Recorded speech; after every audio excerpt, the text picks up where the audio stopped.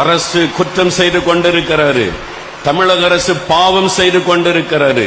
மக்களை பாவம் செய்ய தூண்டுகிறது என்று ஒரு ஜட்ஜி அவர் தீர்ப்பு கூறியிருக்கிறார். இதுதான் உண்மை. ஒரு கவர்மெண்ட் விசாரணை வியாபாரம் பண்ணி 47% ஆண்களை குடிகாரனாய் மாற்றி இருக்கிறது இந்த அரசாங்கம். இது ஒரு பயங்கரமான பாவம், மக்களுக்கு செய்கிற துரோகம். அதனால குடும்பங்கள் பாழாகிறது. கடந்த 4 வருஷத்துல தமிழ்நாட்டில் விதவைகள் அதிகமாக இருக்கிறார்கள். ஒரு கணக்கெடுப்பு, விதவைகள் அதிகமாக இருக்கிறாங்க.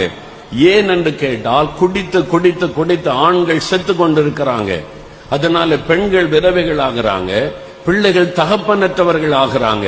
இது தமிழகத்துக்கு ஆரோக்கியமானது அல்ல. பாருங்க, இதை குறித்து நீதிமன்றமே இவ்வளவு தெளிவா, ஒரு குற்றம் செய்தவனை விட குற்றம் செய்ய தூண்டுகிறவர்களுக்கும் அவங்க குற்றவாளிகள். அப்ப மதுபானத்தினால இவ்வளவு குற்றம் பெருக காரணமா இருக்கிற அரசாங்கம் குற்றவாளி என்பதாக நீதிபதி தீர்ப்பு சொல்லி இருக்கிறார். ஏன் நீங்க பொறுப்பெடுக்க கூடாது? இனிமே நாங்க உங்களை கேள்வி கேட்போம், கீழே பார்த்தா அதுக்கு விளக்கம் கேட்போம் என்றெல்லாம் எழுதியிருக்கிறார். தினத்தந்தி பேப்பர்ல நேற்றைக்கு முந்தைய தினம் வந்த ஜட்ஜ்மெண்டினுடைய ஒரு காப்பி இது.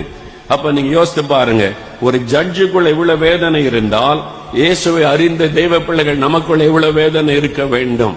இன்னைக்கு குடும்பம் எல்லாம் பாழாகி கொண்டிருக்கிறது. இந்த டாஸ்மாக் கடை